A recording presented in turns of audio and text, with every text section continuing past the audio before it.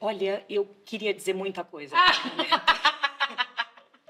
Claro que eu só pensava em xingar o cara. Claro. Né? E daí, bip, bip, bip, bip, dentro da minha cabeça, fração de segundo, né? Mas nesse momento, só o que eu pensava era: eu não posso ser deselegante com o público. Eu não posso falar isso. Eu vou ser deselegante com o público. Perfeito. Na hora que eu pensei em ser deselegante, eu falei: que deselegante, porque quem foi deselegante foi ele. Foi ele. Mamilos Café.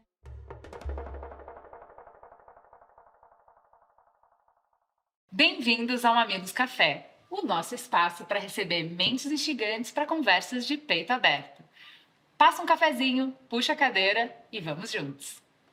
Ela é jornalista e atriz, tem 55 anos e um marido com a mesma profissão. E digo mais, é um dos rostos mais conhecidos da TV brasileira. Sua trajetória profissional corre junto com o telejornalismo brasileiro. De moça do tempo à âncora do jornal, a nossa conversa de hoje é com Sandra Nemberg. Seja muito bem-vinda ao Mamilos Café. Muito obrigada pelo convite. Estou super feliz de estar aqui.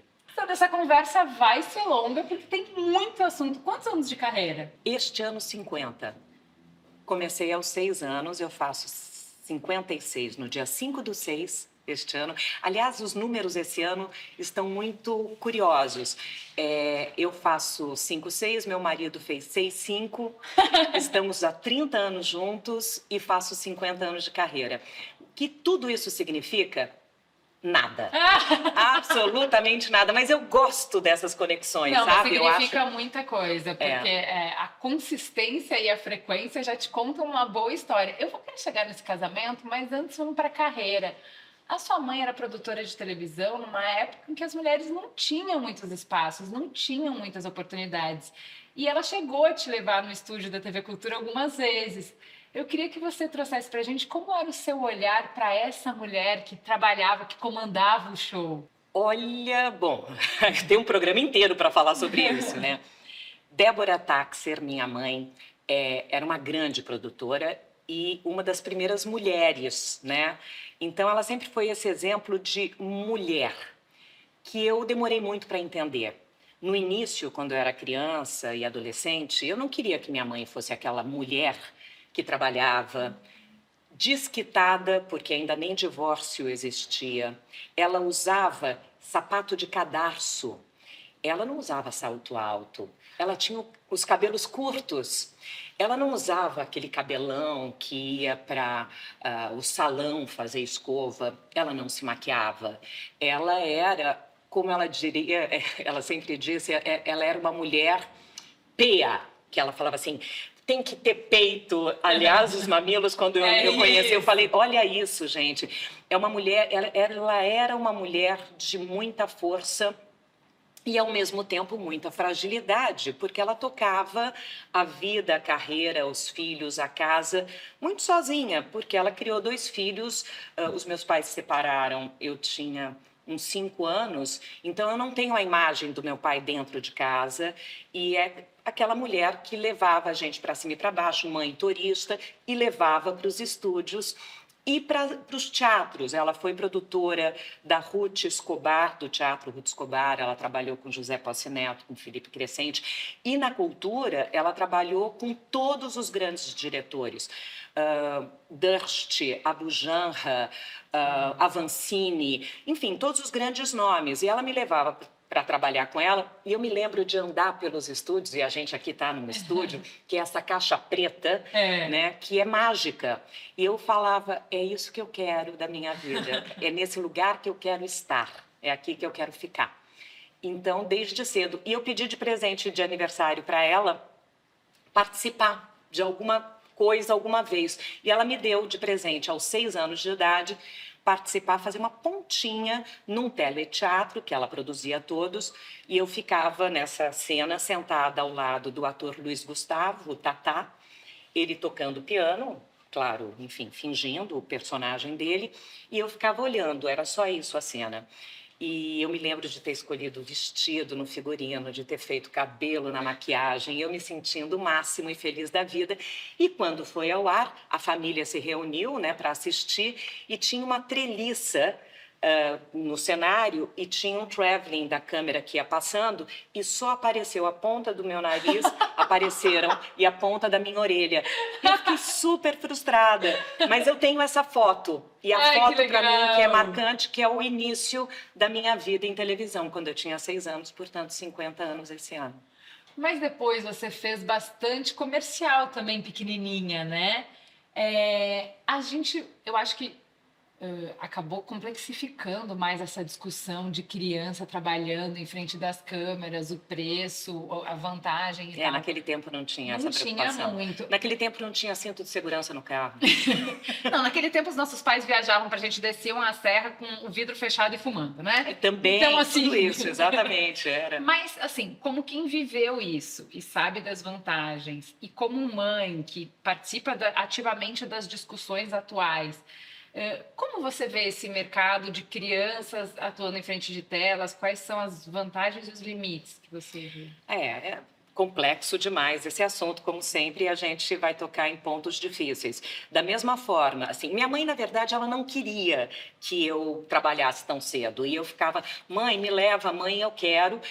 Na época, eu fiz fotos com uma amiga dela, uma grande fotógrafa, jornalista, inclusive, Nair Benedito, e ela fez fotos, eu distribuí nas agências e eu corria atrás, né? Porque eu queria. Com 10 anos? Com 10 anos. Eu ia a produtoras, eu levava, eu realmente batalhava para conseguir fazer e enfrentava aqueles testes que tinha fila de gente para fazer teste, né? E que na hora do teste você gaguejava e você sabia que tinha perdido o teste. E eu comecei a ser aquela modelo, atriz, apresentadora, né? Eu comecei a ser a modelo que falava. Eu era modelo que segurava texto. Uhum. Então, por isso eu fiz muito comercial, com muita fala e tal. Mas ela não queria que eu entrasse nesse campo logo cedo. Ela sabia o que me esperava. Uhum. E eu entrei muito cedo e por saber não só o que eu enfrentei, né, e entender depois o que minha mãe não queria que eu fizesse, eu acho que eu segurei muito a minha filha, né? Eu também não queria que ela enfrentasse tudo que eu enfrentei. Eu enfrentei assédio sexual, eu enfrentei uma competição muito cedo, eu enfrentei um espaço que para você conseguir conquistar o seu quinhãozinho, né? Você tem que jogar um jogo que não é legal. Uhum. Não é legal em que parte? Eu acho que vários, assim. Eu sinto que as pessoas... eu não joguei esse jogo. O fato é que eu não joguei o jogo e eu não sei muito bem como eu consegui trilhar o meu caminho sem fazer parte, né, de um time que jogava um jogo de interesse, de troca, dentro do assédio sexual também, né? Eu acho que eu talvez tivesse ido mais longe, muito rápido, né? Se eu tivesse concordado em fazer parte da turma. E eu perdi espaço por isso. Eu me lembro de ter sido cortada de um elenco de uma novela porque eu não cedi. Então faz parte. E aí eu segurei minha filha. Era um tempo que a gente não tinha essas conversas e que as mulheres tinham pouco espaço e era um preço alto a se pagar para ter esse espaço, né? Era um tempo em que não tinha essa conversa e que, como a gente estava conversando aqui, né, as pessoas mais velhas não contavam para as mais novas o que esperava por elas e a gente achava normal, né? Era assim. Sim. E a gente não... E eu sempre fui essa feminista, desde sempre, pela minha mãe e pela minha boadrasta também, né? Quando a minha boadrasta passou a fazer parte da minha vida, eu fui vendo também um outro tipo de mulher. Uma mulher que também era tão batalhadora quanto, mas num outro mundo, né? Ela curtia moda, ela era sempre muito bem vestida, ela era tudo que minha mãe não era, né? Então eu tive esses dois exemplos de duas mulheres complementares e muito fortes, assim, e que para mim foram muito importantes. E aí eu achei talvez um caminho do meio, né? A gente sempre tenta se opor, né, aos pais. E, enfim, eu acho que eu conseguia oferecer para minha filha menos oposição, né, que eu sempre fiz com os meus pais e mostrar para ela que pode ser menos dolorido todo o caminho, sabe? Sim. Que ela pode trafegar de uma maneira mais easy. Mas pode ser menos dolorido porque você foi na frente abrindo com facão. É. Porque indo para a TV já, você foi a primeira mulher a ter um quadro todos os dias no Jornal Nacional. Porque jornal era coisa de homem, notícia era coisa de homem. E deixa eu te contar, até ontem, o meu marido, o Mamilos é um podcast que já existe há 10 anos. Na época, praticamente só existiam podcasts de homem. O meu marido faz um podcast chamado Braincast com homens e nunca ouviu a pergunta: nossa, você faz um podcast para homens? Nunca. A partir do momento em que eu comecei um podcast com a Cris, imediatamente, ai, que bonitinho, um podcast para mulheres. Deve falar de menstruação, de parto, não é? É O só que é isso, isso? é. Cabelo, maquiagem. Claro. Porque o assunto de homem é o mundo. Homem fala para o mundo. Mulheres falam para nichos, de assuntos de nichos. Então você... Femininos. Né? Femininos. Então exato. você entrar para o Jornal Nacional foi abrir um caminho, já foi dizer que não é. Hoje eu entendo isso, na época não, né? Quando você está no olho do furacão, você não consegue ter a dimensão do que está acontecendo à sua volta. Eu hoje entendo que eu fui a primeira mulher a ter um quadro fixo dentro de um telejornal apresentado por 2 homens, na época eram Cid Moreira e Sérgio Chapelain, e eu estava lá toda noite. Para mim, parecia ser a coisa mais normal do mundo. Hoje eu vejo que não. Né? Hoje eu vejo que sim, eu abri caminhos. E quando eu passei a apresentar telejornal, eu me lembro que dos primeiros eu fiz o SPTV primeira edição com Carlos Nascimento e Rodolfo Gamberini. Era uma bancada com 3, portanto 2 homens e uma mulher. E a mim cabiam as cabeças de moda, culinária, claro, né? Lógico, eu não natural. tinha a cabeça da economia, da política, do crime, da polícia. Você ia conversar com a dona de casa, Claro, não é mesmo? porque é isso, mulher é assim, né? Então, toda essa desconstrução, ou melhor, eu diria que é uma construção, né? Porque a gente não tinha nada para desconstruir, porque já estava tudo errado, né? Já era tudo em frangalhos. A gente teve que construir para nós mesmas, né? A gente teve que entender qual é o nosso papel, onde nós estamos na fila do pão. Eu fiquei pensando que vocês fossem me perguntar na fila do pão, eu já vim com a resposta pronta. Mas eu acho que a gente teve muito trabalho, está tendo muito trabalho. Eu já estou um pouco cansada, porque já faz 50 anos que eu trabalho. Sim. Claro que desses 50 dá para dar um desconto aí, né? No início não foi tão intenso. Mas quando eu passei a apresentar de fato, diariamente, telejornais, o último deles foi o Jornal Hoje, onde eu fiquei 20 anos. Eu comecei no Jornal Hoje junto com Carlos Nascimento, era uma dupla. E depois houve várias alterações, eu passei a fazer sozinha, de novo em dupla, mas naquela época eu me lembro que eu cheguei para a direção do jornalismo e falei: por que só ele abre o jornal? E todo mundo se olhou falando assim: como assim? Eu falei: o boa tarde de todo dia, primeiro, é dele. Por quê? A pessoa nem se dá conta, né? Não é necessariamente intencional, Exato. né? Planejado. Ai, a gente Pra acha que ninguém. mulher não pode dar boa tarde. Não é Antes, isso. né? É Antes. isso. E também não é aquela coisa da mulher que você, né, tem que abrir a porta Isso para ela. não é. Ok, um carinho, uma gentileza, não tenho nada contra. Muito pelo contrário, eu acho que tudo faz parte. Eu posso abrir a porta para alguém, como alguém pode abrir a porta para mim. Mas naquele momento eu percebi um estranhamento de todo mundo, inclusive meu, de ter perguntado, de ter entendido que aquilo estava num lugar esquisito. E aí, a partir dali, o diretor na época, o Carlos Henrique Schroeder, virou e falou assim: nossa, você tem toda a razão.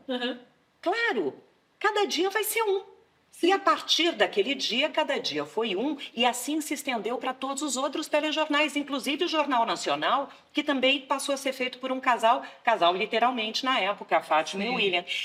E aí eu percebi que um gesto tão pequeno de dar boa tarde antes pode mudar o mundo. Mas é porque muda a perspectiva. Eu gosto muito de ficção científica por causa disso, que eu vou te tirar das regras do seu mundo para que você perca o referencial e possa olhar para o seu mundo de outra maneira. Então, quem faz isso muito, muito bem com gênero é a Ursula Le Guin. Então, ela te leva para um mundo onde os seres são hermafroditas. Então, esse mês eu posso performar como masculino e o outro mês como feminino. Se fosse assim o seu mundo, pensa, e se o mundo fosse assim, o que mudaria? E aí o bom dia muda, o boa tarde muda. E aí você vai vendo a quantidade de coisa que é atravessada por gênero que a gente não percebia. Exato, Né? exato. E eu queria te perguntar, assim, acho que nem todo mundo tem a noção de que o apresentador pode ter mais funções no jornal do que apenas ler as notícias. Você foi editora do jornal. Executiva. E eu acho que isso a gente começa, o Lázaro Ramos fala disso em relação à raça, que é ter uma representatividade que não é só aparecer, mas é tomar as decisões, estar na cadeira de quem escolhe, de quem edita, de quem vê o que você vai receber de notícia ou não. O que você acha que passa a ser pauta ou passa a ser pautado de uma outra forma quando a gente tem a possibilidade de também mulheres serem editoras de jornal? Olha, primeiro que eu também faço parte de uma geração, da mesma forma que eu passei a ser uma das primeiras mulheres, né? Eu faço parte de uma geração em que os jornalistas passaram a apresentar os telejornais, né? Antes eram locutores e apresentadores. Então, isso já muda bastante. Quando você tem jornalista apresentador, ele está trabalhando além de ler, né? Ele faz parte do todo, de uma equipe. Fazer parte dessa equipe como editora executiva, eu fui durante muitos anos editora executiva do jornal Hoje e trabalhei muito ombro a ombro com uma grande jornalista, Tereza Garcia, que era editora-chefe.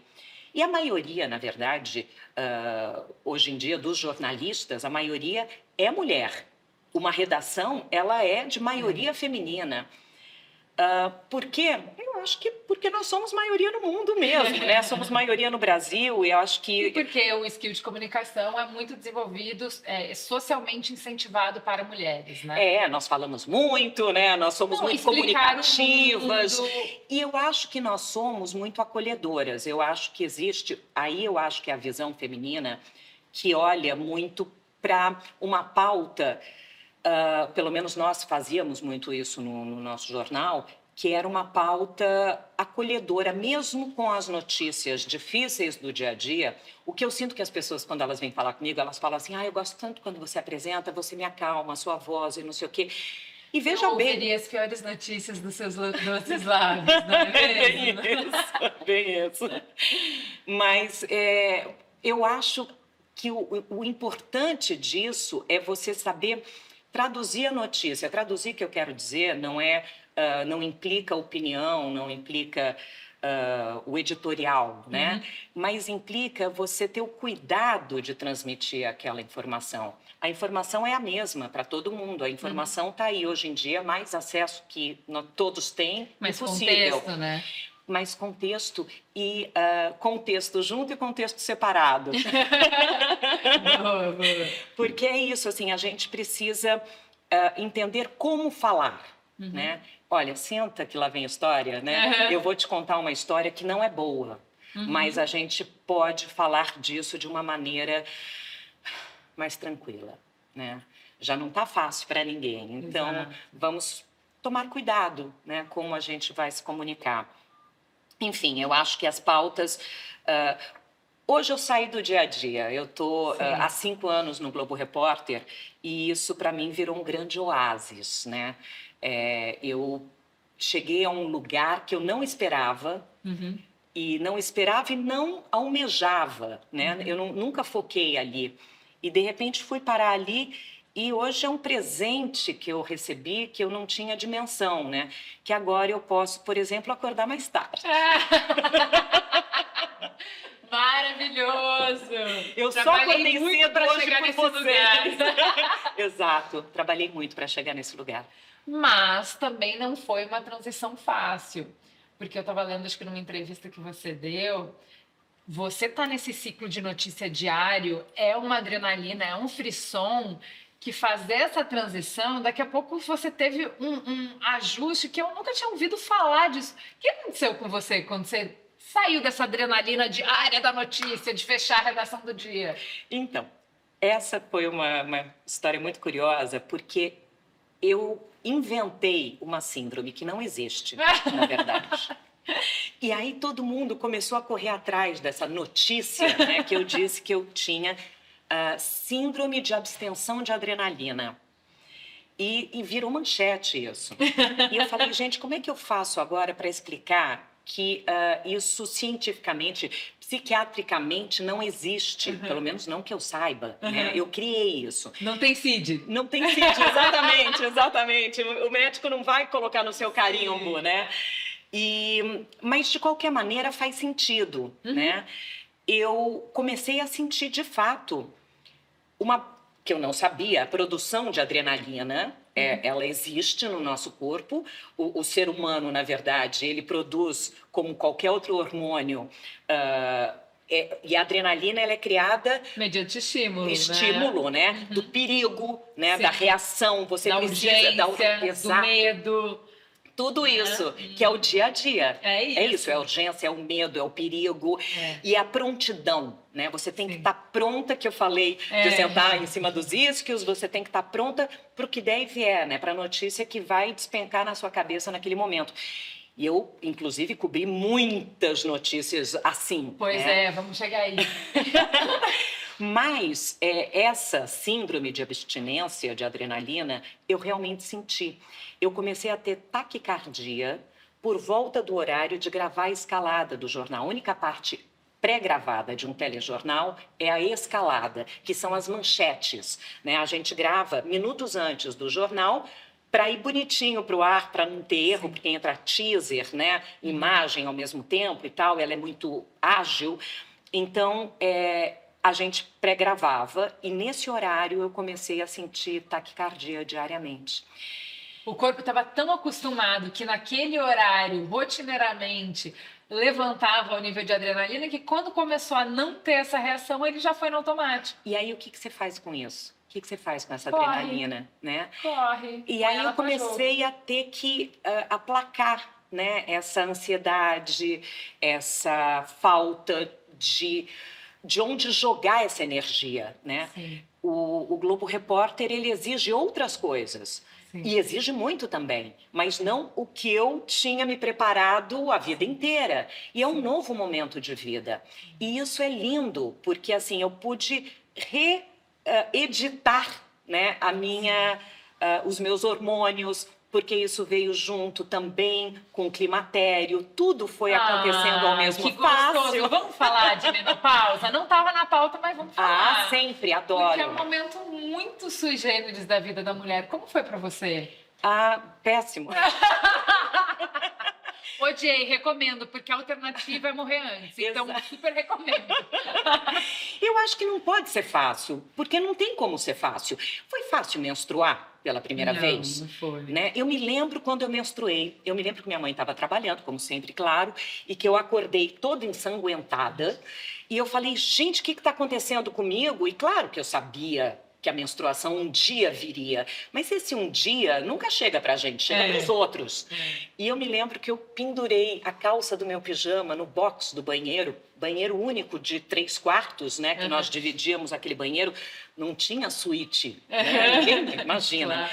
E aí eu pendurei minha calça ali, toda ensanguentada, e quando minha mãe chegou à noite do trabalho, que ela viu, ela gritava e ela chorava e ela me abraçava e foi muito emocionante, porque foi aquele momento de minha filha virou mocinha, né? E a menopausa, que eu não vivi propriamente a menopausa, porque eu já usava um DIU, que é um DIU que solta hormônio, eu não vou falar marca. Tô descobrindo agora aqui, porque eu uso esse aí que eu amo muito, não vou falar marca, mas eu amo. É ótimo, eu usei mais então de 10 anos. Você não fica sabendo que você tá no clima...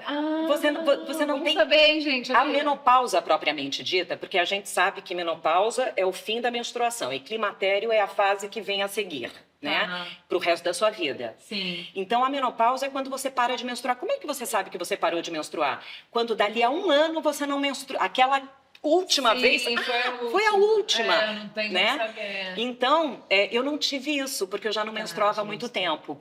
Então, eu só fui percebendo mudanças físicas, mentais, emocionais, sem entender direito o que estava acontecendo. Até que eu me liguei, eu falei, gente, eu tô com 50 anos, deve ser isso.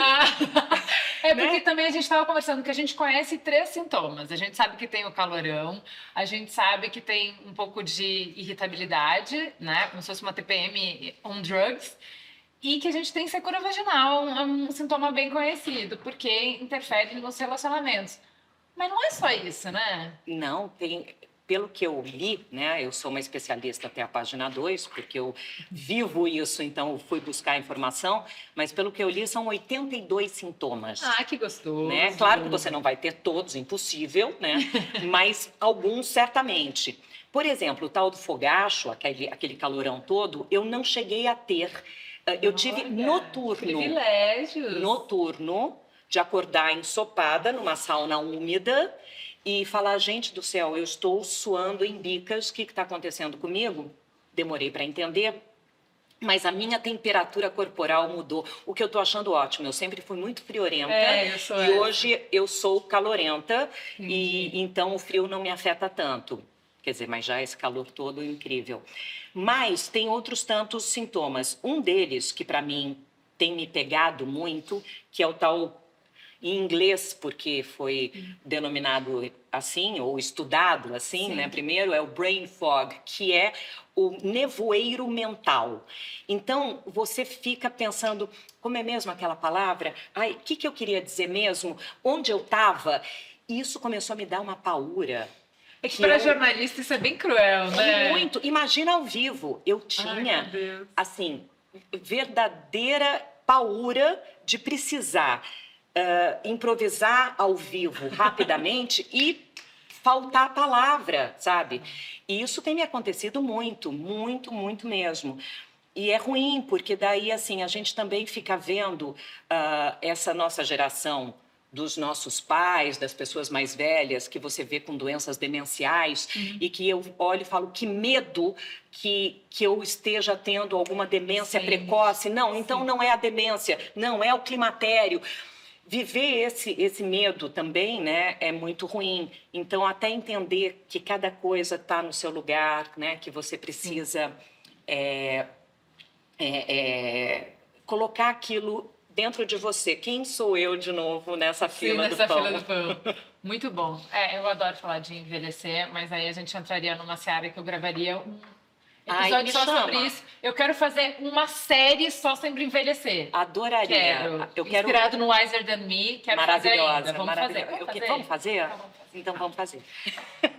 Eu queria voltar para notícia, porque assim, você já ouviu com certeza, várias pessoas te falaram. Você falou da síndrome da adrenalina, da síndrome de pânico que dá o plantão, a vinheta do plantão. Tan, tan, tan, tan, tan, nossa, você fala na boa. A gente já fica assim, ai meu Deus.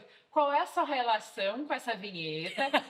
E qual... rindo de nervoso. Ai meu Deus, E qual foi a notícia que você deu que foi mais difícil para você entrar nesse plantão? Assim? Ai, olha, mais difícil é difícil, hein? Porque são tantas difíceis que eu Fala dei. Algumas mais difíceis. Olha, os plantões. Tem vários plantões.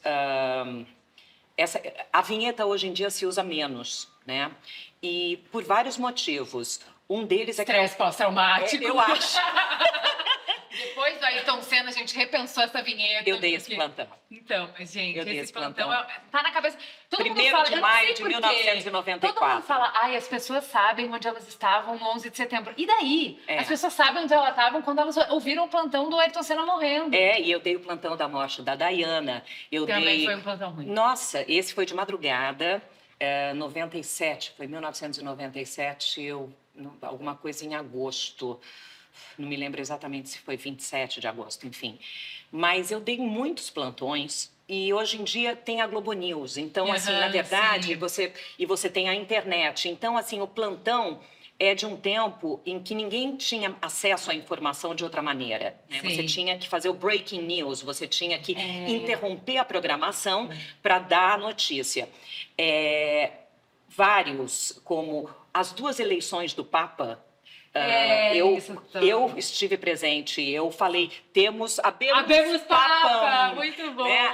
A fumaça branca, que nós não sabíamos se era branca, se não era branca, porque ela vai saindo e ela vai se transformando. Enfim, plantões muito tensos. Eu nunca tinha parado para pensar a necessidade do plantão diminuir porque a gente tem outras maneiras de entregar essa notícia mais urgente.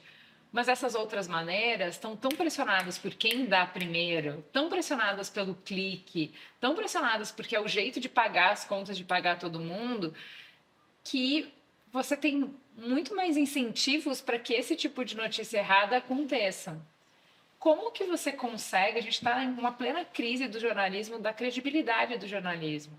Numa carreira de 50 anos, como é que você consegue manter a credibilidade passando? Porque me parece assim, ó, esses obstáculos são como roleta russa. Uma hora você vai cair, é só ficar o tempo suficiente no ar, entendeu? Sim. Você fica 50 anos no ar, como que você não erraria? Como é que você mantém a credibilidade, então, nesse cenário? Primeiro, assumindo o erro, né? Eu acho que, assim, a gente, como você disse, todo mundo erra, né?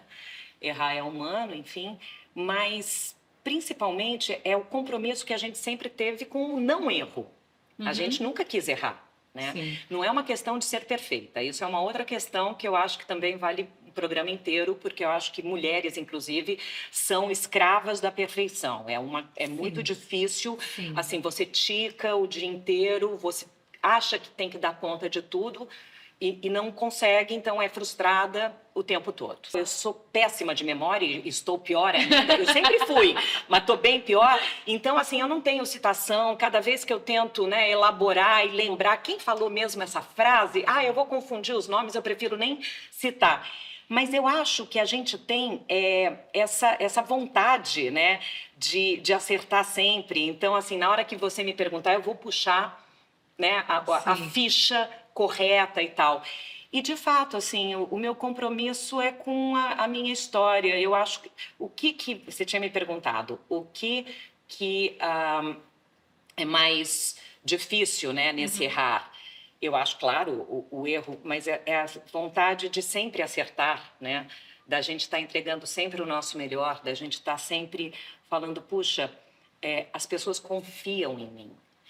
E você carrega um certo peso por isso, mas eu acho que você só consegue construir essa credibilidade a hora que você mantém profissionalmente e na sua vida pessoal, aquela velha história que a gente sempre fala, a vida profissional e a vida pessoal, quando elas se unem e se tornam uma só. Assim, eu sou a mesma pessoa lá e aqui, né? Eu não mudo. Então, essa coisa... E, aliás, eu fui mudando, sim, porque eu acho que a vida é transformação constante, a gente está em mudança plena, né, e constante. A gente precisa entender que a gente não precisa ser mais quem a gente foi, né? A gente pode ser uma nova pessoa. Então, eu fui mudando. Por exemplo, eu não uso mais salto. Eu não gosto, nunca gostei.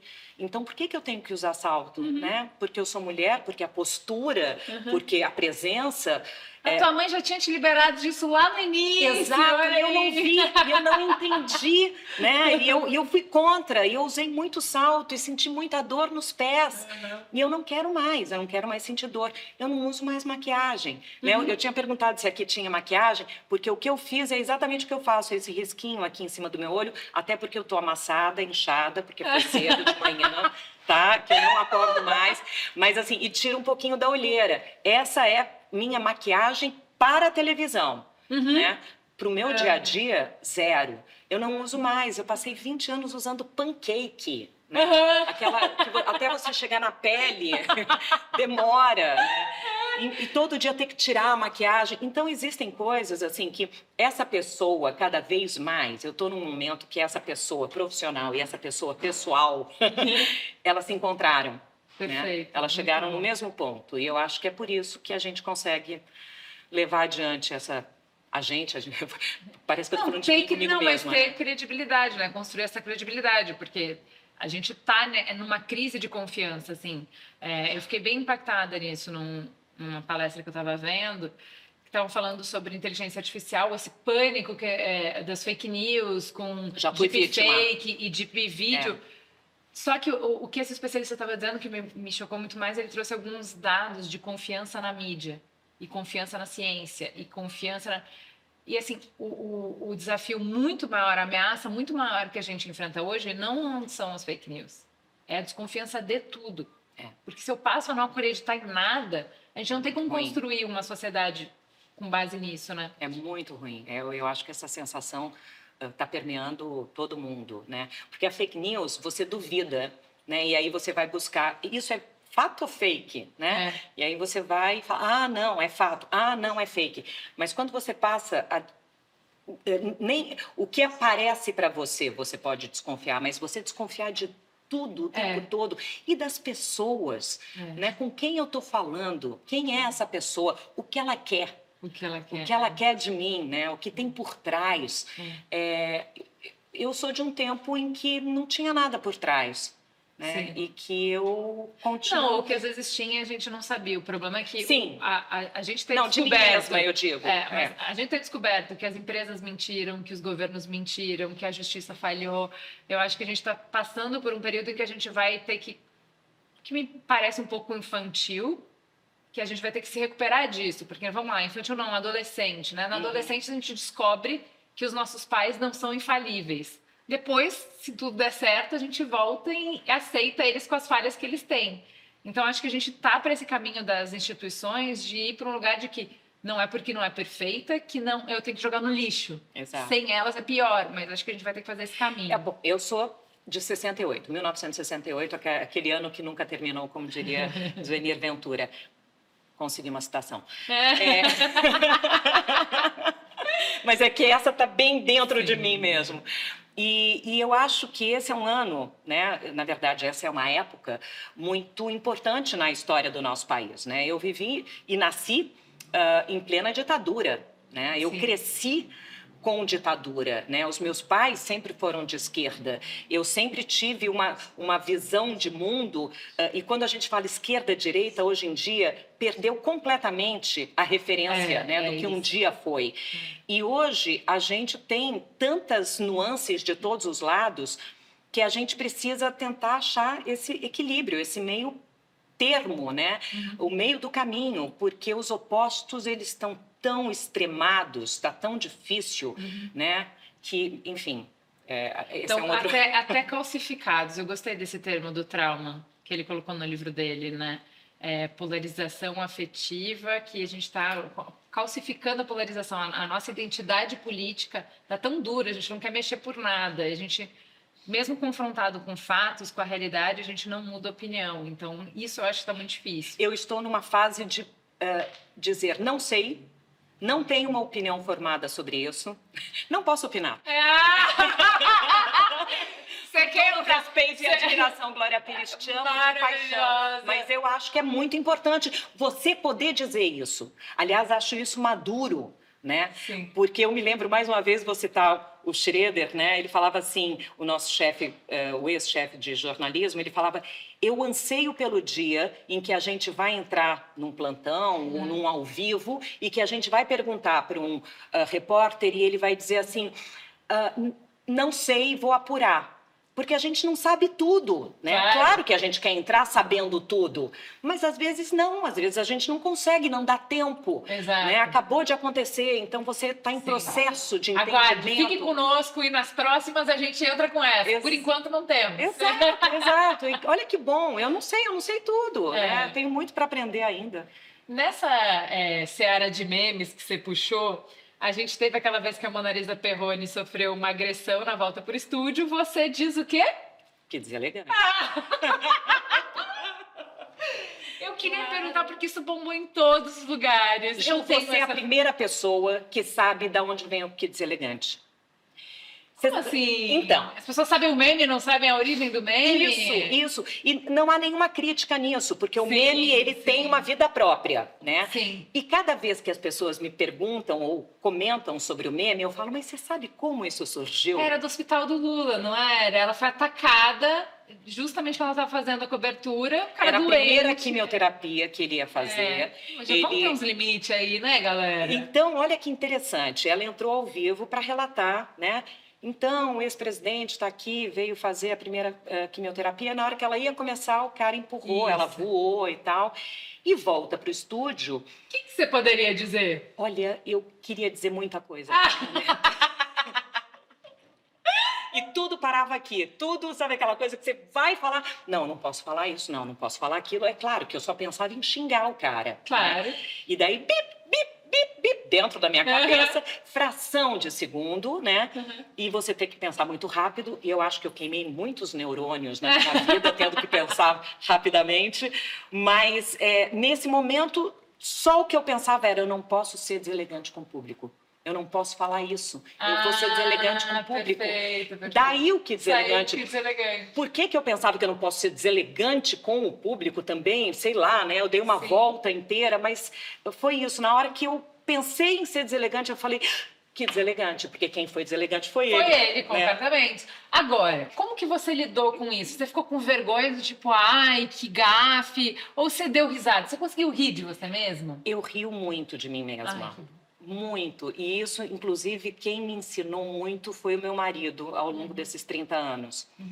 Porque é muito difícil. Você não recebeu o memorândum que não está mais na moda casar?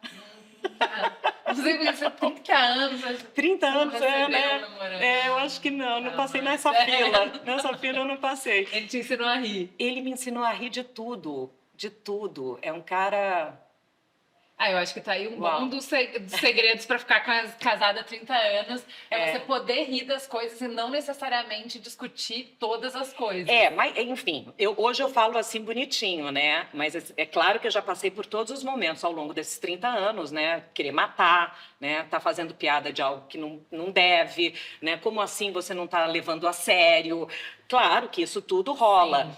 Mas eu acho que hoje, mais do que nunca, eu tenho a tranquilidade de falar assim, gente, relaxa. Sabe assim? Não se leva tão a sério. E quando pintou a história do Que Deselegante, quando eu saí do ar, alguém chegou, e isso já faz tempo, eu já nem me lembro quanto faz, né? Sei lá, mais de 10 anos, talvez. Alguém chegou para mim e falou assim, você está no Trending Topics. Eu falei, o quê? What? O que é isso? É de comer?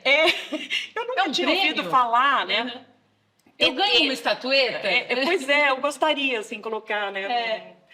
E aí eu falei, gente, do que se trata e tal? E aí eu descobri que estava todo mundo falando do tal Que Deselegante. E eu não lembrava que eu tinha dito o Que Deselegante.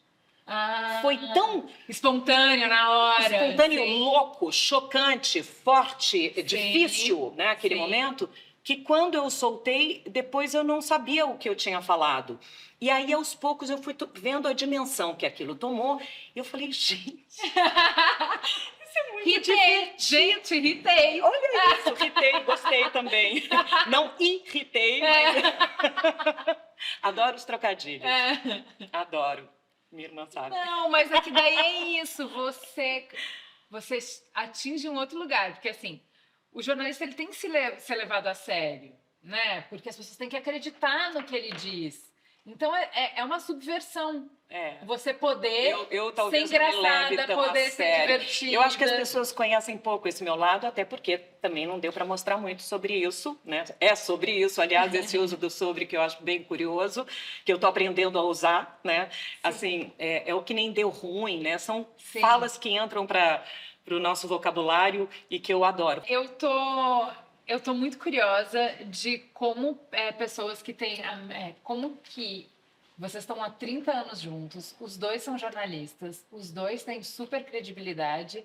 Queria saber como que é o café da manhã. Vocês passam toda a pauta do jornal? Vocês conversam tudo sobre notícia? Agora está um momento muito gostoso. Já teve de todo tipo, né? De café da manhã. Aliás, já teve, na maioria das vezes e do tempo, não foi junto, porque eu tinha um horário, ele tinha outro, ele estava viajando. Talvez também por isso tenha durado 30 anos. Eu acho que sim, Eu não sei, assim... Eu não via suficiente ele pra gente poder enjoar um da cara do outro. Eu tava sempre com saudade, esse foi o sucesso do meu casamento. Mas é bem isso, a gente vivia sempre com saudade e muita vontade de estar junto, né? A gente sempre teve muita vontade, então quando ele voltava, era sempre muito bom e a gente... planejou muita coisa, né?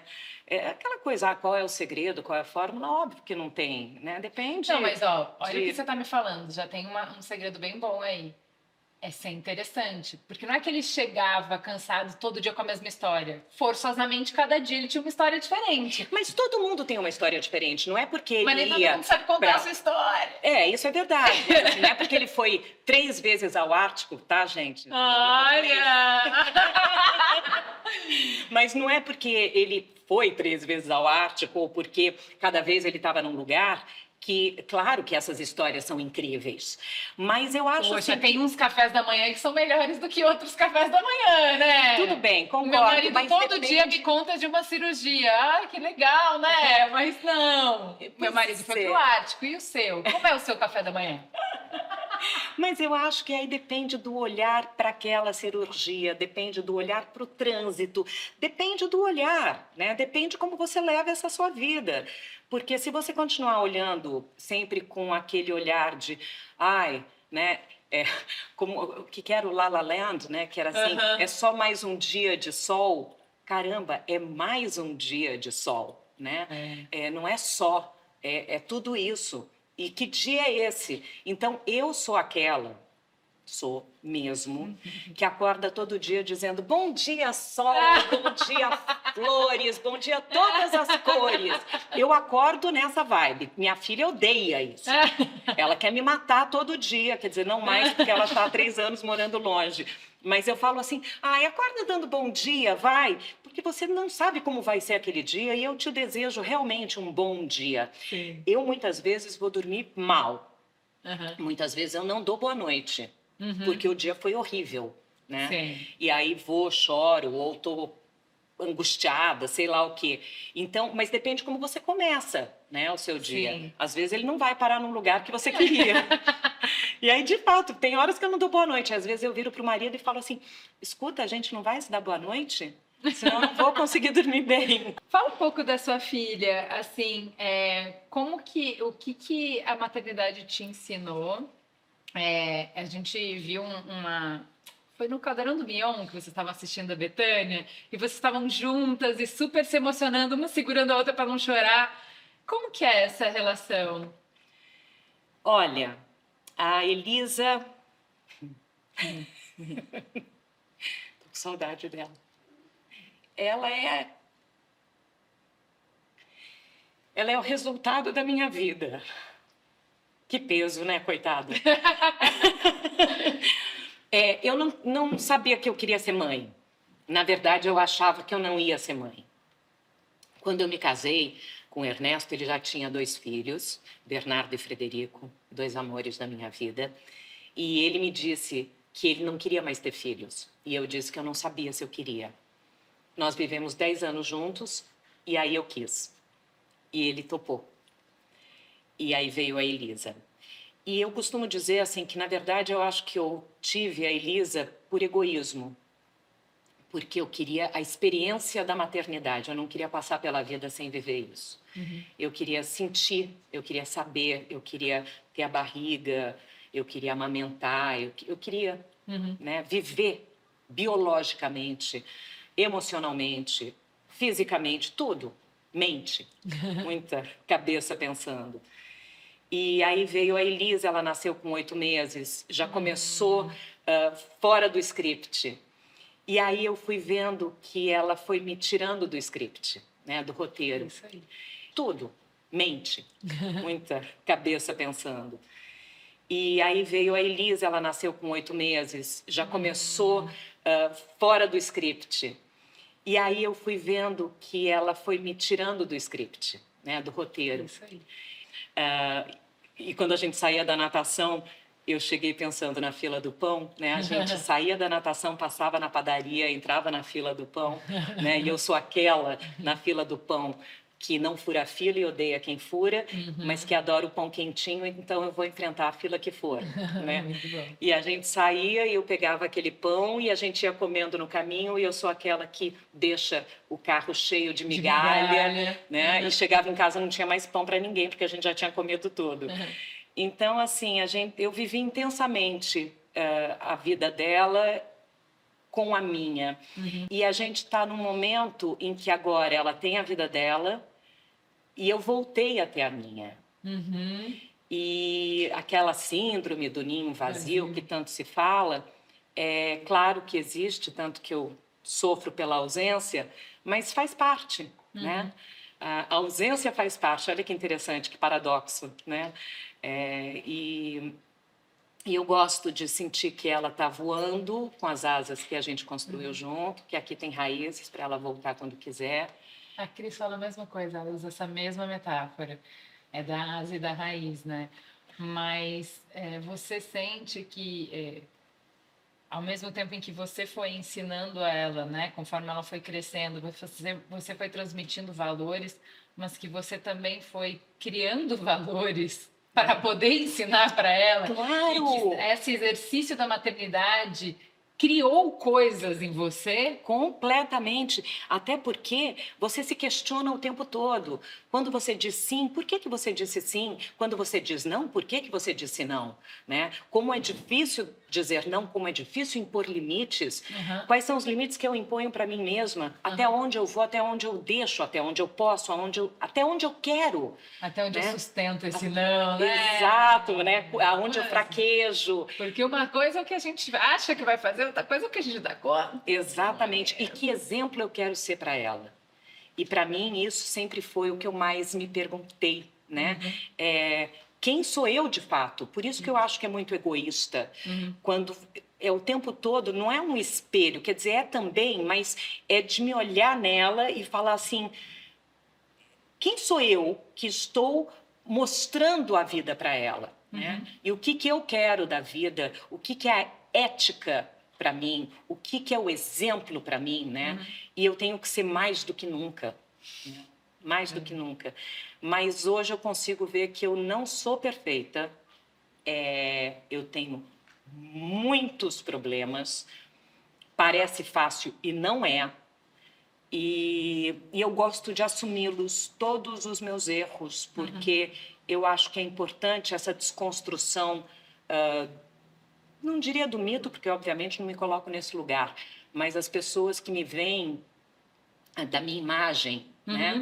Mas é a desconstrução, desmistificar, por isso que eu falei do mito, né? Mas é a desconstrução dessa imagem, né? Até para eles poderem ser mais do que a gente, porque se a gente não sinalizar onde a gente errou, eles vão fixar que a vida é assim. Não, isso não é assim. Isso aqui é só o que a mamãe dá conta. Eu espero que você vá além disso. Isso aqui até eu parei. Mas eu espero que você vá além, também é uma expectativa cruel. Muito! Né? Eu converso muito com a Cris sobre isso. Porque a gente, assim, a gente quer que ele seja o passado a limpo da gente, né? E felizes, né? Aquela coisa assim, ai, filha, eu só quero que você seja feliz. Oi! Que expectativa horrorosa, mãe! Como é difícil, né? Mas eu quero só que você encontre a felicidade nas coisas.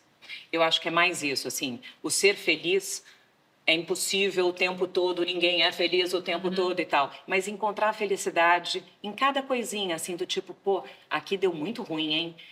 Mas alguma coisa, né, por onde você pode ver que deu certinho, sabe assim, uma gota do certo, né, no universo, uma gota no oceano e tal. Eu comecei perguntando qual era o seu olhar para sua mãe, daí você fala que você tinha um orgulho, né, ver ela comandando o show. Hoje eu tenho orgulho, na época, pois é. Não foi fácil. Você acha que hoje, que ela já saiu de casa, que ela já voou, ela olha para você com que olhar? Eu acho que ela me admira. Assim como eu a admiro, eu fico muito feliz na mulher que ela se transformou. Ela faz 21 anos esse ano e acho que eu dei o meu melhor para ela. Eu dei o meu melhor para ela. E eu acho que ela entendeu. Acho que ela entendeu tudo. Acho que ela tem a vida dela para viver e acho que tem muitos erros e acertos, assim. Eu a critico bastante, ela também me critica bastante. Mas eu acho que ela vai... Eu ia falar, ela vai ser feliz. Eu acho que ela é. Muito bom, acho muito que ela ótimo. Conseguiu. Ai, gente, que bonito. E ela conseguiu cedo, né? Oh, que sorte! Eu, do alto dos meus 55, quase 6, é que eu falo, gente do céu. Ó, meu aniversário que eu falei, dia 5/6, ninguém esqueça, por favor, Não tá? vamos esquecer. Adoro fazer aniversário. E é no Dia Mundial do Meio Ambiente. Eu costumo dizer, essa flor de criatura. Eu não é, falo isso todo ano. Olha aí. Ó, para encerrar, eu vou para aqueles quadros bate-pronto, tá? Ai, eu odeio. Tá. Não, olha, mas esse é bem fácil. É bem fácil. É um quadro subestimado versus superestimado. Você tem que falar se você acha que isso Tá. é subestimado ou superestimado. De alguns trending topics, tá? Pesquisa com célula-tronco. Subestimado ou superestimado? Ai, é porque é difícil responder assim, porque tem tanta coisa, implica tanta coisa, né? Eu acho que hoje é superestimado, mas é que a gente teria que discutir sobre célula-tronco, né? Eu Muito guardei mais. o meu O cordão, embrião? o Cordão cordão umbilical umbilical. e tal, e depois descobriu que não servia para quase nada. E acho que já foi jogado fora, sabe assim? Então, não sei te dizer. Ou de superestimado? Posso falar quando eu não sei? Eu não sei? Pode, Que bom, pode. obrigada. Pode fazer agora. Adoro, acho que ela me libertou. Não sei opinar. Ela me libertou. Olha só como um meme começou de um jeito e terminou de outro. Exato. Né? Belo Então, exemplo. gente, meme muito influente na cultura. Licença pet no trabalho para cuidar do seu bichinho. Oi? Essa é a melhor resposta. Oi. Oi? Ditadura da magreza. Ah, isso. Você viu que voltou para as passarelas, né? Agora voltou a ficar muito na moda ser assim esquelética. Eu tenho cultivado os meus pequenos pneus no meu climatério. Aliás, perdi muitas calças. Eu diria que praticamente Elas todas. que te perderam a perder delas. Ai, gostei disso. Olha como muda o ponto de vista e muda tudo. É lógico, a perder delas. Então, eu não vou conseguir responder nunca um sim ou um não, tá? Eu vou ter que devagar sobre o assunto, devagar. Cancelamento na internet. Ah, isso é uma tristeza. Cancelamento, aliás, cancelamento ao cancelamento, né? É isso aí. Vamos cancelar o Vamos lá por cancelamento. isso. Tá. Vamos fazer o pinga-fogo agora, que é baseado no questionário Proust. Quem são seus heróis na vida real? Primeiro que vem na mente. Veio primeiro a minha irmã, que está aqui. Ah, que linda! Olha, eu tenho pessoas muito importantes na minha vida, mas assim... eu penso no meu marido. Ai, que linda! Realmente muito romântica. Eu amo profundamente. Mas olha, eu tenho um grande herói, assim, tem um cara que eu acho que ele está acima de todas as suspeitas, que é o Nelson Mandela, Sim. que por acaso nasceu no dia 18 de julho, dia em que minha filha nasceu. Ah, E esse cara, ele conseguiu superar tudo, apesar de tudo. Acho que é um dos grandes exemplos. com certeza. O que você mais detesta?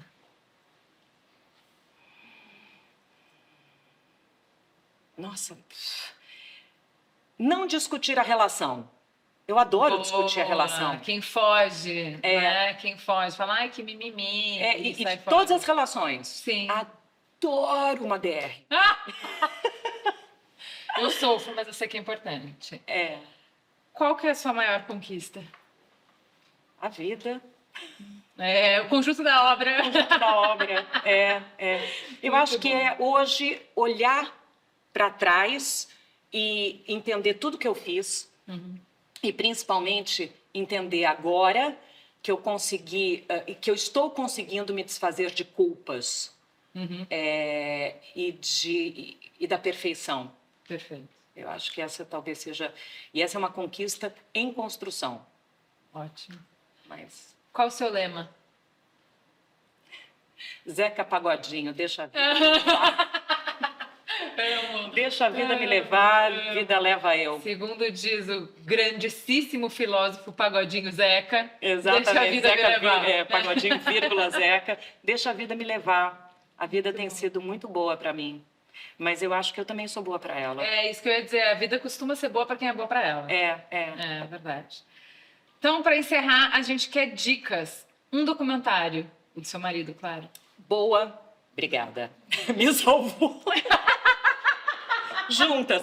Não, mas é realmente 3 vezes Ártico. E eu estive com ele as 3 vezes que ele foi, em 95, 2007 e 2023. Nossa, que genial. E foram grandes viagens importantes para ele, para mim, para nós e para quem assistir, que vai entender que, de fato, a emergência climática se faz urgente. Sim. E nós estamos indo pro buraco. Passos largos. É. Uma viagem. Olha, eu falei do Nelson Mandela, África do Sul. Foi incrível. Foi incrível. É um país também que teve que se desconstruir, se reconstruir, viveu o apartheid e tem de tudo lá. Sim. É incrível. É o que me veio à cabeça. Culinária estrangeira que você ama. Ah, sushi. Ah, eu também. Sushi, nossa, eu podia viver só comendo sushi na minha vida, assim. Amo, amo, amo. Mas gosto muito de comida italiana. O Ernesto faz um pesto maravilhoso. Então, poderia comer. Último livro que você leu? Eu estou lendo Nós Mulheres, da Rosa Monteiro. E estou gostando muito. E estou louca para ler o último do Gabriel Garcia Marques, que eu comprei recentemente. E que é o meu autor predileto, amo de paixão. É da Cris também.